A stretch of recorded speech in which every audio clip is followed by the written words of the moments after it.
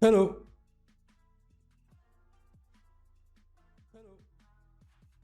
There you go.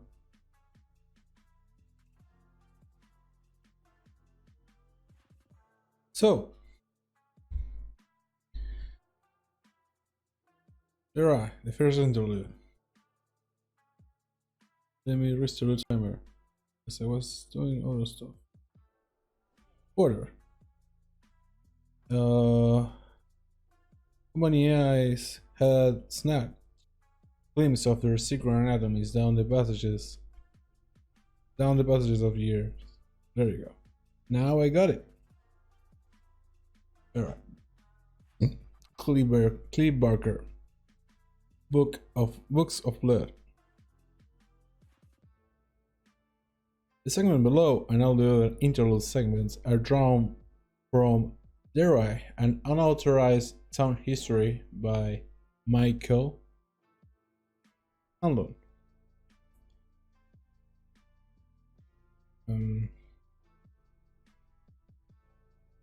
This is an unpublished set of notes and accompanying fragments of manuscript which read almost like diary entries found in the Derry Public Library vault.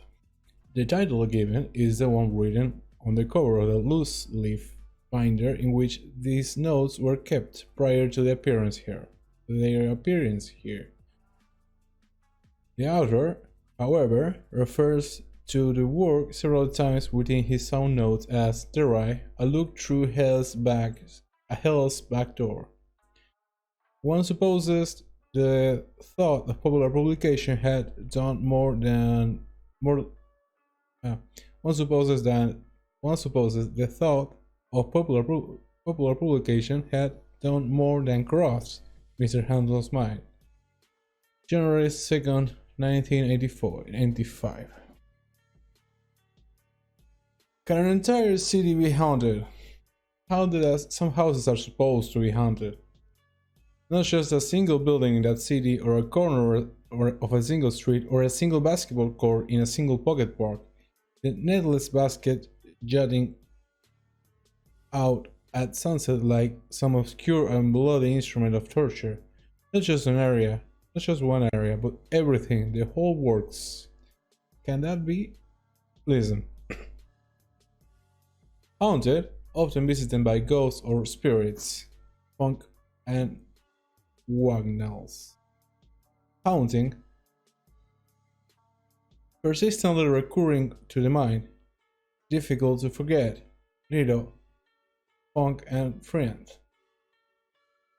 To haunt, to appear or recur often, especially as a ghost, but, and listen, a place often visited, resort then hangout. Italics are of course mine. And one more, this one, like the last, is a definition of haunt as a noun, and is the one that really scares me. A feeding place for animals,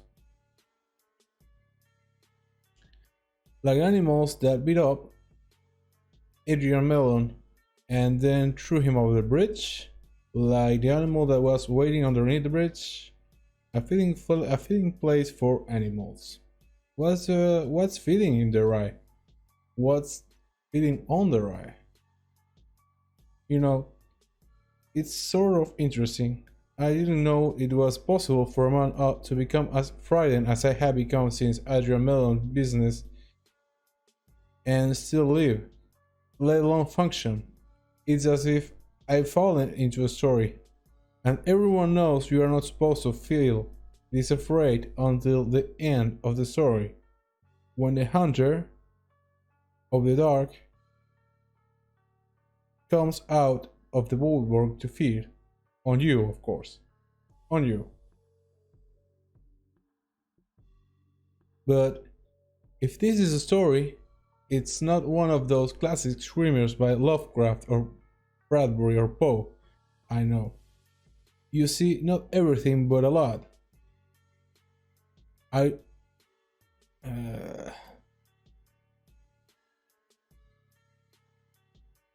didn't just start when I opened to the right news one day last September, read a transcript of the Unwin Boys' preliminary hearing, and realized that the clown who killed George Denbrock might well be back again. I actually started around 1980. I think that is when some part of me which had been asleep woke up, knowing that its time might be coming around again. What part? The Watchman part, I suppose. Or maybe it was the voice of the turtle. Yes, I rather think that it was that. I know it's what Bill Denbrough will believe. I discovered news of all horrors in all books, read intelligence of all atrocities in all periodicals, always in the back of my mind. Every day a bit louder. I heard the seashell drone of some rowing coalescing force. I seem to smell the bitter ozone aroma of lightnings to come. I began making notes for a book I will almost certainly not live to write, and at the same time I went on with my life. On one level of my mind I was and I am on one level of my mind I was and am living with the most grotesque hovering horror hovering horrors. On another, I have continued to live the mundane life of a small city librarian. I sell books, make out library cards for new patrons. I turn off the microfilm readers careless. I turn off the microfilm readers careless users sometimes leave on. I joke with Carol Janner about how much I would like to go to bed with her, and she jokes back about how much she'd like to go to bed with me. And both of us know that she's really joking, and I'm really not. So does both of us know that she won't stay in a little place like Derry for long, and will be here until I die. Typing torn pages in Business Week, sitting down at monthly acquisition meetings with my pipe in one hand and a stack of literary journals in the other, and waking in the middle of the night with my fist jammed against my mouth to keep in the screams. The godly conversations are all wrong. My hair is not turned white. I do not sleepwalk, and I have not begun to make cryptic comments or to carry a planquette around my sport coat pocket. I think I laugh a little more, that's all, and sometimes it must seem a little shrill and strange, because sometimes people look at me oddly when I laugh. Part of me, the part Bill would call the voice of the turtle, says I should call them all tonight, but am I even now completely sure? Do I want to be completely sure? No, of course not. But God, what happened to Adrian Mellon is so much like what happened to Stuttering Bill's brother George in fall of 1957. If I had started again, I will call them. If it has started again, I will call them. I have to, but not yet. It's too early anyway. Last time it began slowly and didn't really get a going until summer of 1958. So I wait. And fill up the waiting with words on this notebook and long moments of looking into the mirror to see the stranger the boy became. The boy's face was bookish and timid. The man's face is the face of a bank teller in a western movie. The fellow who never has any lines. The one who just get to put his hands up and look scared when the robbers come in. And if the script calls for anyone to get shot by the bad guys, he's the one. Same old Mike. A little starey in the eyes, maybe, and a little starey in the eyes, maybe, and a little punchy from broken sleep, but not so you notice without a good close look. Like kissing distance close. And I haven't been that close to anyone in a very long time. If you took a casual glance at me, you might think he's been reading too many books. But that's all. I doubt you'd guess how hard the man with the mild bank teller's face is now struggling just to hold on to his own mind. If I have to make those calls, I may kill some of them. It might kill some. If I have to make those calls, it might kill some of them. That's one of the things I had to face on the long nights when sleep won't come. Nights when I lie there in bed wearing my conservative blue pajamas, my spectacles neatly folded up, my spectacles neatly folded up and lying on the night table next to the glass of water I always put there in case I wake up thirsty in the night.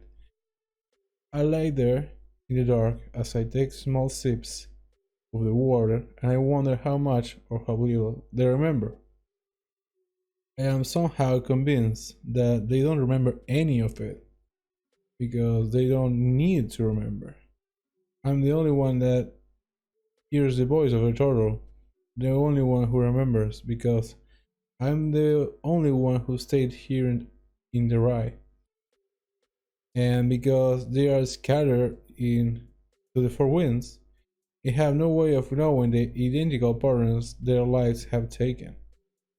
To bring them back, to show them that pattern. Yes, it might kill some of them. It might kill all of them.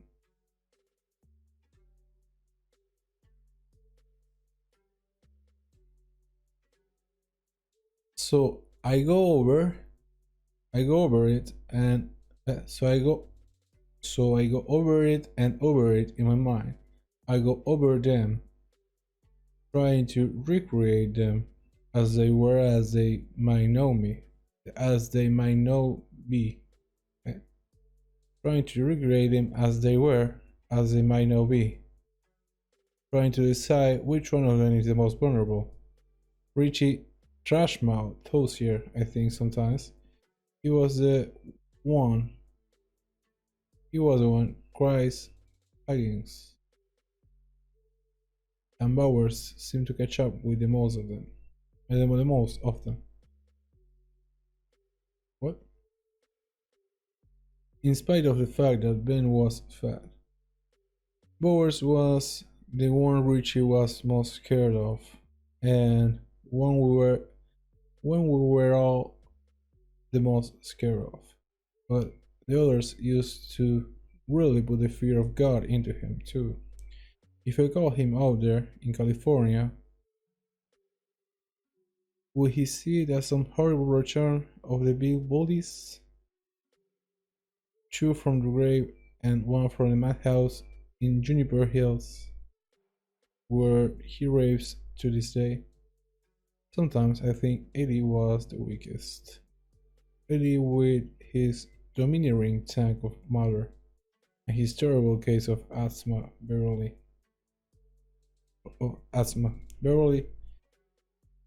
She tried to.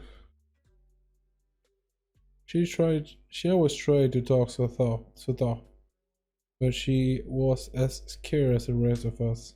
Southern Bill faced it with a horror that won't go away when he puts the cover on his typewriter.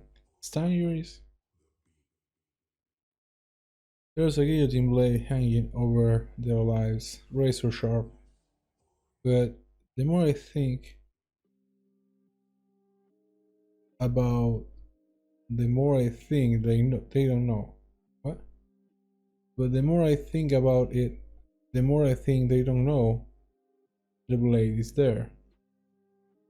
I'm the one with a hand on the lever and can pull it just by opening my telephone notebook and calling them one after the other. Maybe I won't have to do it. I hold on to the warning hope that I'm mistaken the rabbity cries of my own timid mind for the deeper, truer voice of the turtle. After all, what do I have? Melon in July. A child found dead on Naval Street last October. Another found in Memorial Park in early December, just before the first snowfall. Maybe it was a tramp, and as the papers say, or a crazy who's since left the right or killed himself out of remorse and self-disgust. As some of the books say the real Jack the Ripper might have done. Maybe.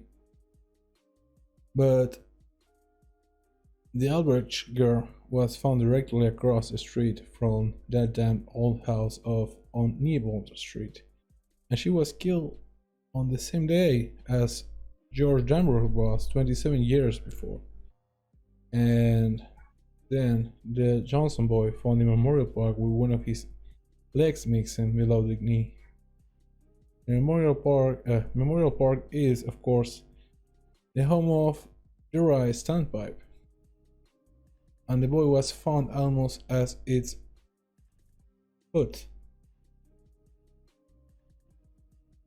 The standpipe is within a shot of the parents. The standpipe is also where Stan Uris saw those dead boys. Still, it could all be nothing but smoke and mirages. Could be, or coincidence, or perhaps something between the two. A kind of malefic echo. Could that be? I sense that it could be. Here in Derry, anything could be. I think what was here before I still here. I think what was here. I think what was here before I still here. The thing that was here in 1957 and 1958. I think that was here in 1920 and 1930. When the Black Spot was burned down by the main legion of white decency.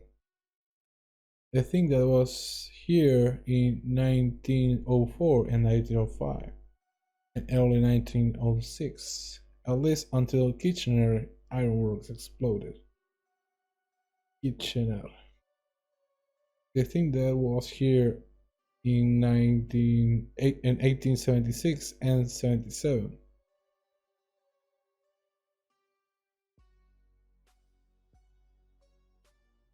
The thing that has shown up every 27 years or so. Sometimes it comes a little sooner, sometimes a little later, but it always comes. As one goes back to the wrong notes.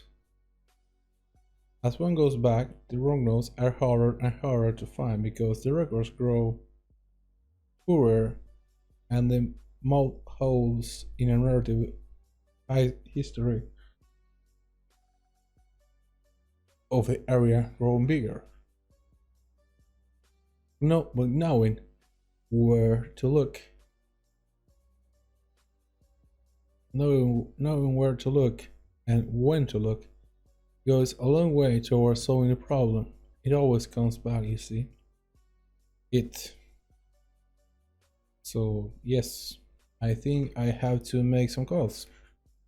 And I think I was meant to. I think it was meant to be us somehow. For some reason, we are the ones who had been elected to stop it forever. Blind fate, blind luck, or is it Or is it that damn turtle again? Does it perhaps command as well as speak? I don't know. And I doubt if it matters. All those years ago, Bill said, the turtle can help us, and if it was true, then it must be true now. I think of us standing in the water, hands clasped, making the promise to come back if it ever started again, standing there, almost like druids in the ring, our hands bleeding, their own promise, palm to palm. A ritual that is perhaps as old as mankind itself. An unknown tap driven into a tree of all power. The one that grows on the borderline between the land of all we know and that of all we suspect. Because the similarities.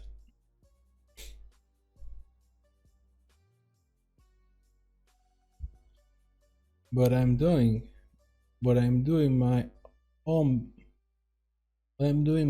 Bill Denbrough here, stuttering over the same ground again and again, reciting a few facts and a lot of pleasant and rather gaseous suppositions, growing more and more obsessive with every paragraph, no good, useless, dangerous even. But it is so very hard to wait on events. This notebook is supposed to be an effort to get beyond that obsession by widening the focus of my attention. After all, there is more to this than six boys, one girl, none of them happy, none of them accepted by their peers, who stumbled into an enigma during one hot summer when Eisenhower was still president. It is an attempt to pull the camera back a little, if you will, to see the whole city, a place where nearly 35,000 people work and eat and sleep and copulate and shop and drive around and walk and go to school and go to jail and sometimes disappear into the dark.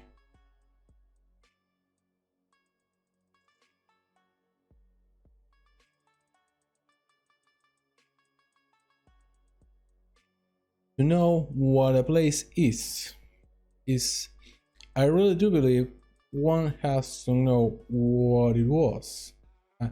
To know what a place is, I really do believe one has to know what it was.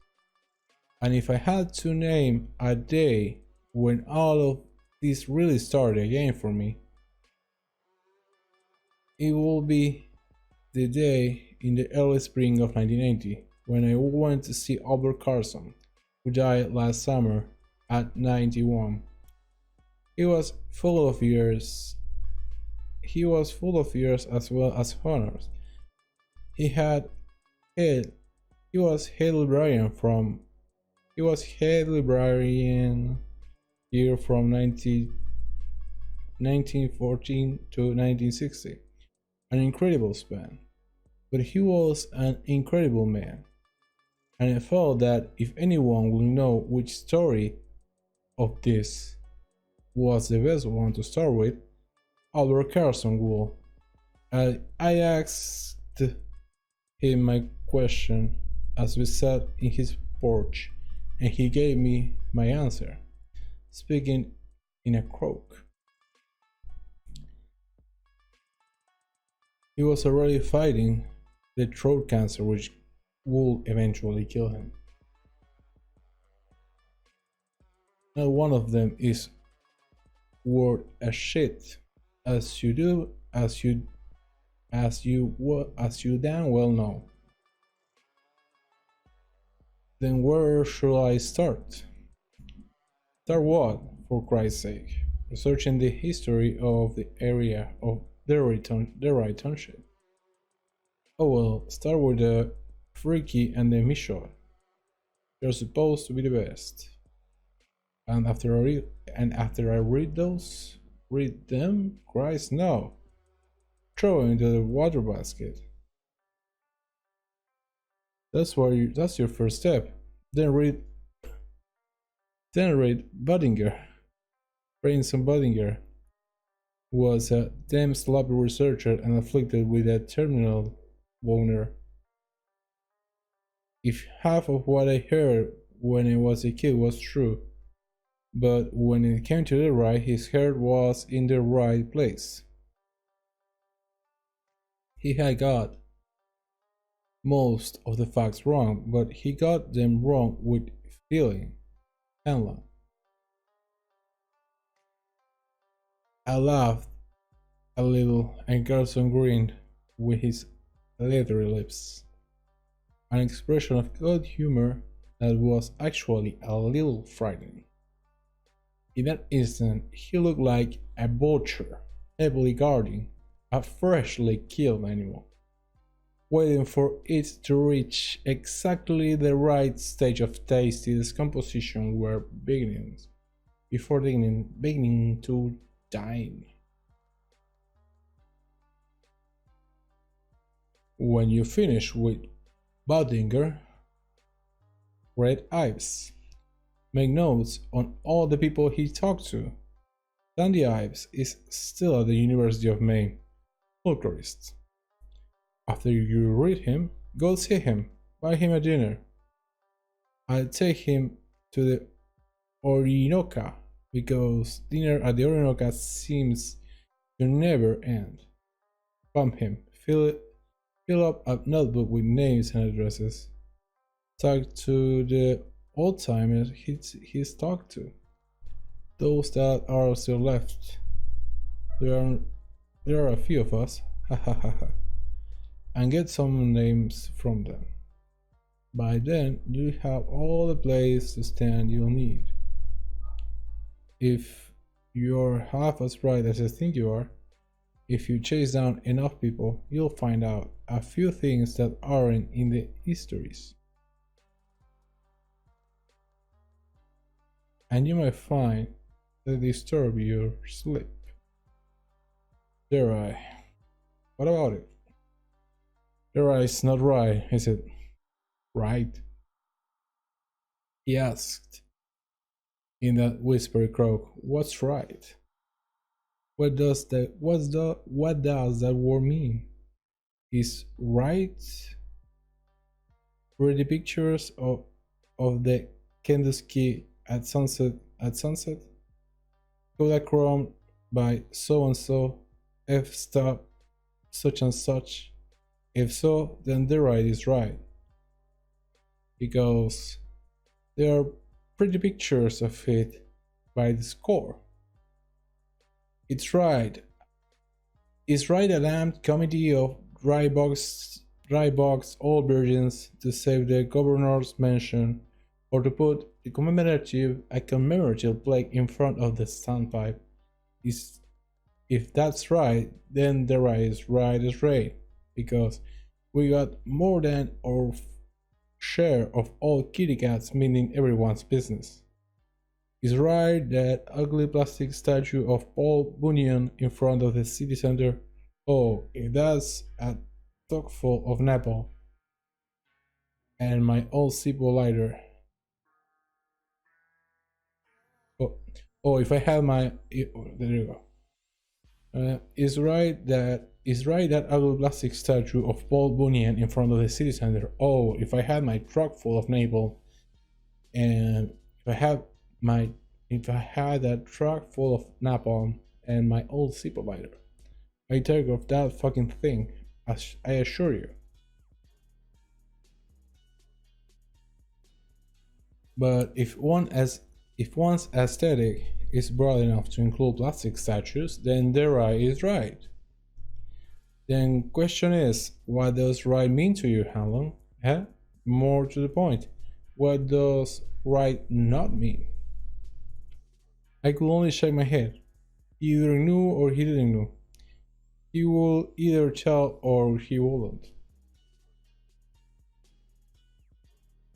Do you mean the unpleasant stories you may hear? Or the ones you already know? There are always unpleasant stories. A town's history is like rambling old mansion filled with. It's like a rambling old mansion. A town history is like a rambling old mansion filled with rooms and cubbyholes and laundry chutes and garrets of all sorts of eccentric little hiding places. Not to mention the occasional secret passage or two. If you go exploring Mansion Derry, you'll find all sorts of things. Yes, you may be sorry later, but you'll find them. And once a thing is found, it can't be unfound, can it? Can it? Some of the rooms are locked, but there are keys. There are keys.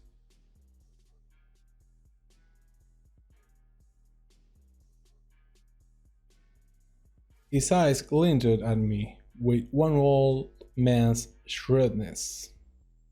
You might come to think you've stumbled on the worst of the right secrets, but there is always one more, and one more, and one more. Do I think I shall have to ask you to excuse me just now. My throat is very bad today, and it's time for my medicine and my nap. In other words, here's a knife and a fork, my friend. Go see what you can cut with them. I started with a freaky, with a freak. I started with a freak story, and the Michelle story. I followed Carson's advice and threw them into the wastebasket. And I read them first, but I read them first. They were as bad as he had suggested. I read the Badinger history, copied out the footnotes, and chased them down. That was more satisfactory, but footnotes are particular things, you know? Like footpaths twisting through a wild of anarchic country. They split. They split again, and at any point you might take a wrong turn which leads you either to a bramble choke dead end. At any point you may take a wrong turn which lead you either to a bramble choke dead end or into a swampy quicksand. If you find a footnote, a library science proof once told a class of which I was part, step on its head and kill it before it can breathe.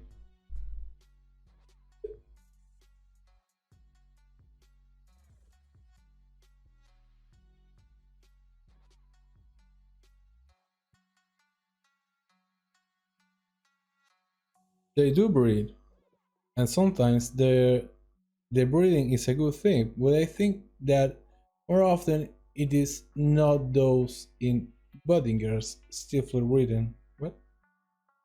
They do breathe, and sometimes the breathing is a good thing, but I think that more often it is not. Those in Buddinger's stifle reading A History of Old Derry, Order University of Maine Press, 1950, wandered through 100 years, water forgotten books and dusty masters' dissertations in the fields of history and folklore, through the articles in the funk magazines, and amid rambling stacks of town reports and ledgers. My conversations with Sandy Ives were more interesting. His sources crossed Buddingham's from time to time, but a crossing was all it ever was. Ives has spent a good part of his lifetime setting down oral stories, yarns, in other words, almost verbatim. A practice Branson Budinger will undoubtedly have seen as taking the low road.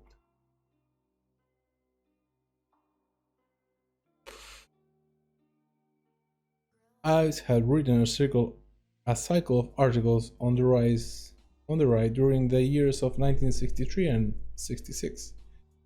Most of the old-timers he talked to were dead by the time I started my own investigations, but they had sons, daughters, nephews, cousins.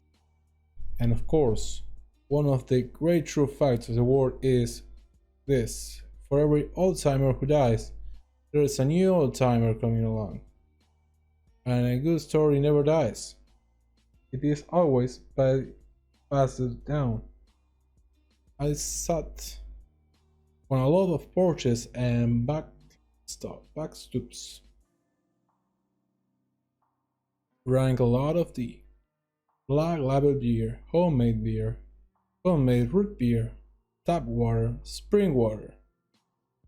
I did a lot of listening, and the wheels of my tape play turned. My tape player turned.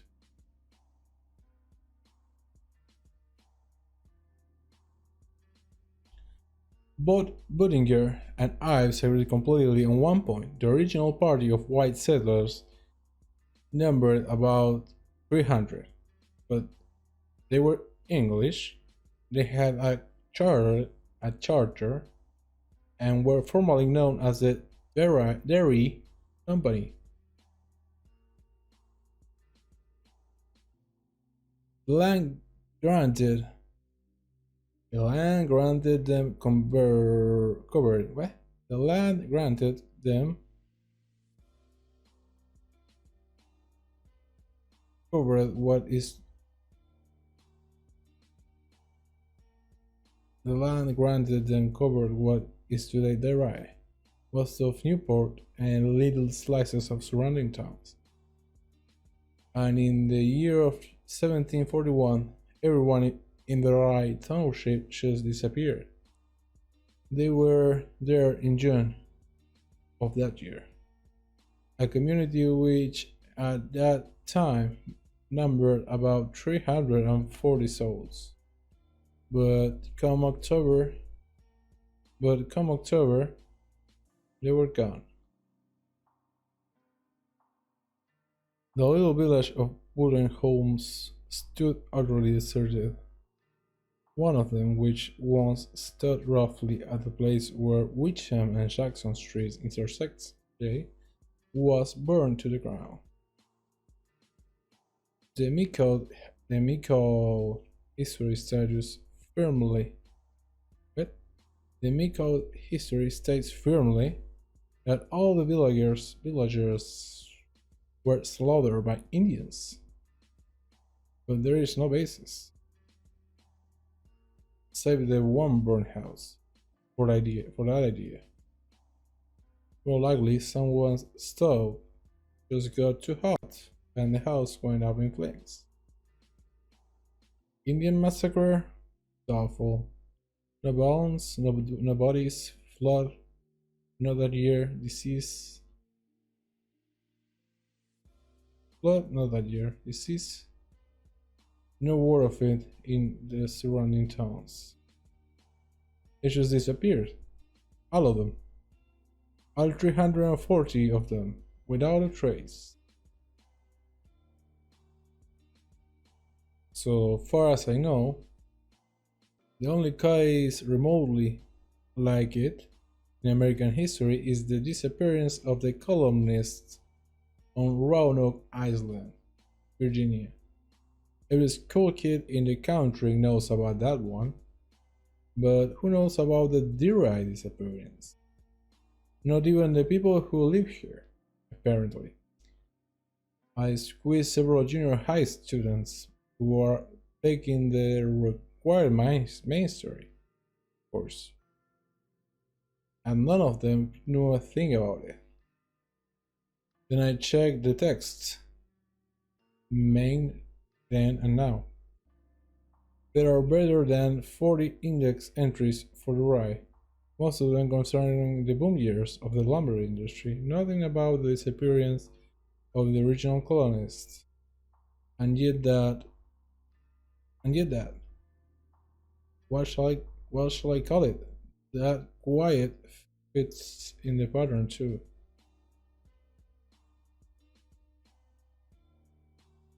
There is a kind of cordon of quiet which cloaks much of what has happened here. And yet people do talk. I guess nothing can stop people from talking. But you have to listen hard. And that is a rare skill. I flatter myself that I've developed I flatter myself that I've developed it over the last 4 years. If I haven't, then my aptitude for the job must be poor indeed, because I've had enough practice. An old man told me about how his wife had heard voices speaking to her from the drain of her kitchen sink in the 3 weeks before the daughter died. Right. That was in the early winter of 1957-58. The year he spoke of the year he spoke of was what? The year he spoke of was one of the early victims in the murder spree, which began with George Denbrough and did not end until the following summer. A whole slew of voices, and all of them babbling together, he told me.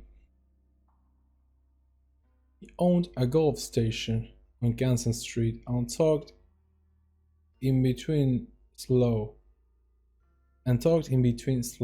limping trips to the pumps, where he filled gas tanks, checked oil levels, and wiped windshields. Said she spoke back once, even though she was scared.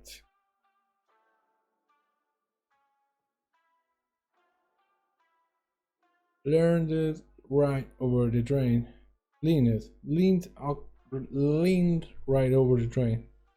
She did, and hollered down into it. Who the hell are you? She calls. What's your name? And all the voices answered back. She said, grunts and bubbles and howls and yips, screams and laughing. Don't you know? And she said they were saying, the possessed man said to Jesus, her name is Legend, they said. She wouldn't go near the sink for 2 years.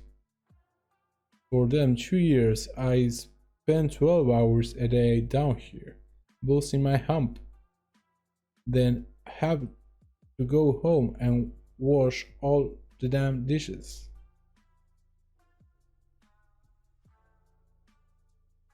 He was drinking a can of Pepsi from the machine outside the office door. A man of 72 or 3 in fifth grade work fatigues, rivers and wrinkles flowing down from the corners of his eyes and mouth. By now you probably think I'm as crazy as a bedbug, he said. But I tell you something else. If you turn off, I will gig there. What?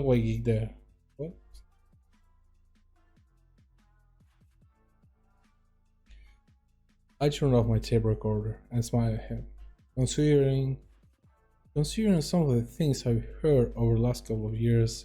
You'd have to go a fair country distance to convince me. You're crazy, I said. He smiled back. But there was no humor in it. I was doing the dishes one night, same as usual. It was in the fall of 58. After things had settled down again. My wife was upstairs sleeping, but it was the only kid God ever saw fit to give us. And after she was killed, my wife spent a lot of her time sleeping anyway. sleeping. Anyway, I pulled the plug and the water was started. I pulled the plug and the water started running out of the sink. You know the song real. You know the song real soapy. Water makes when it goes down the drain. Kind of a sucking sound it is. It was making that noise, but I wasn't thinking about it. Only about going out and chopping some kindling in the shed. And just as that sound started to die off,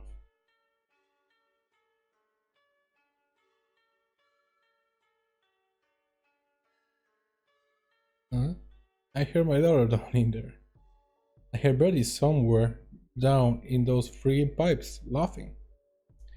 She was somewhere down there in the dark laughing. Only it sounded more like she was screaming. Once you listened a bit, we both screaming and laughing down there in the pipes. That's the only time I've ever heard anything like that. Maybe I just imagined it, but I don't know. I don't think so. He looked at me and I looked at him. The light falling through the dirty plain glass windows on his face filled him with years. What? He looked at me and I looked at him. The light falling through the dirty plate glass windows under his face filled him up with years. His face filled him up with years, made him look as ancient as Methuselah. I remember how I felt. I remember how cold I felt at that moment. How cold?